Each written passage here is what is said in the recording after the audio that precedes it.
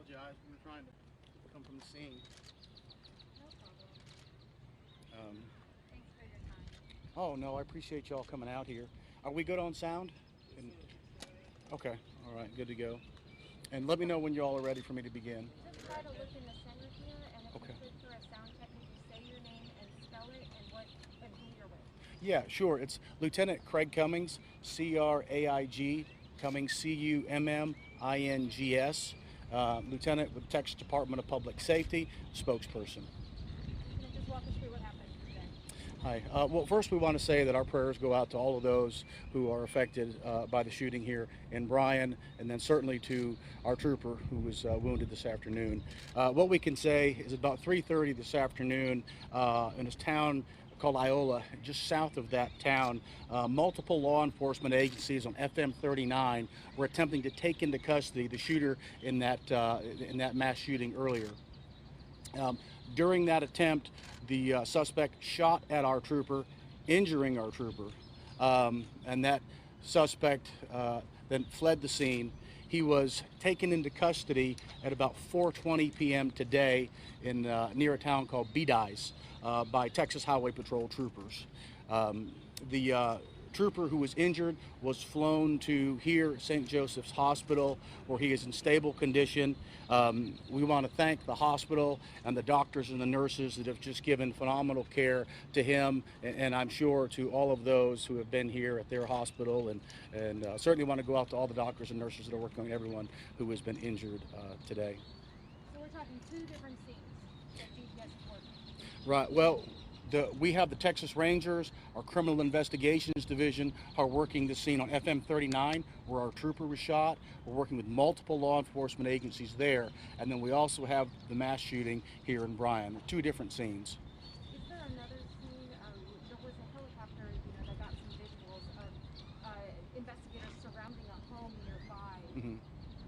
What is the significance of that particular part of the investigation, and are they connected? Well, this is an ongoing investigation, so I can't get into that, but I can say investigators are looking very closely at a lot of different pieces of information to make sure that they get all of the things that they need to get the answers that they need. Not only our investigators need, but also the community wants as well. So that is connected. I can't confirm that just yet. I'd have to really look at those details, but I can say in that general area, we're working many different leads. Do you plan on releasing the name of the trooper tonight?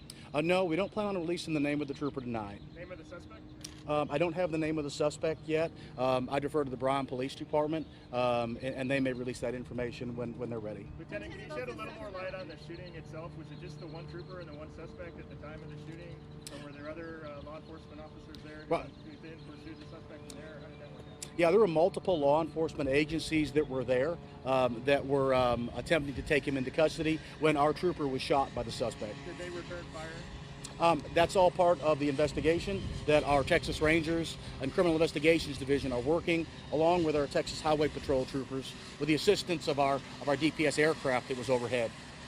Have you talked to the trooper, or has anybody talked to the trooper? Have you talked with them? Can you tell us how everyone is viewing today? We have a lot of troopers that are not only here, but also our command staff, to include our regional director and the Texas Highway Patrol chief, who is over all highway patrol operations within Texas, are here as well.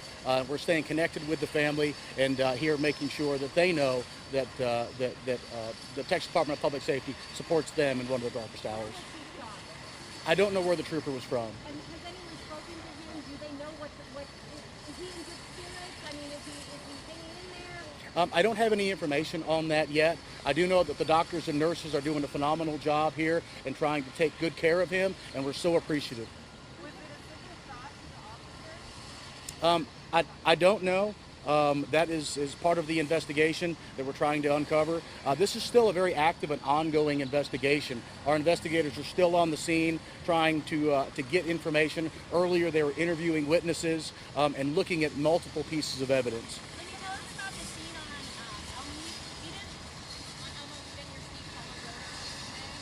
Elm Eden? I don't have any information on that.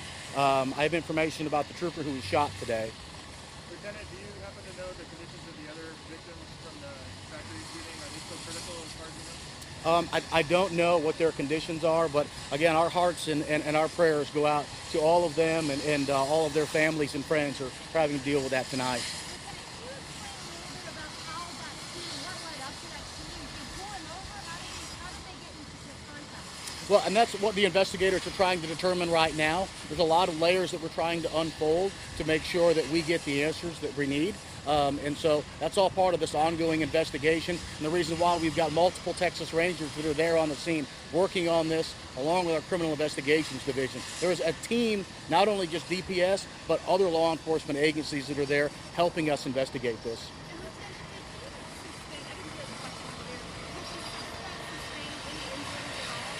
I'm not aware if the suspect of any injuries to the suspect. I'm not sure if he was injured or not. I would refer to the Bryan Police Department, who may have more information on him later on.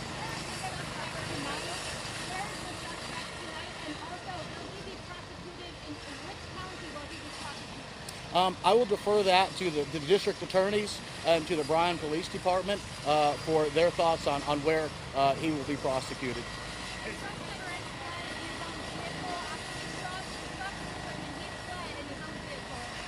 I know he fled in the vehicle. I don't have the information on that. We're certainly, that's all part of what we're looking at now, trying to determine if that was his vehicle and then what vehicle he was fleeing in. Again, there's just multiple layers of investigations here that we're trying to uncover. And so that's just one piece of it.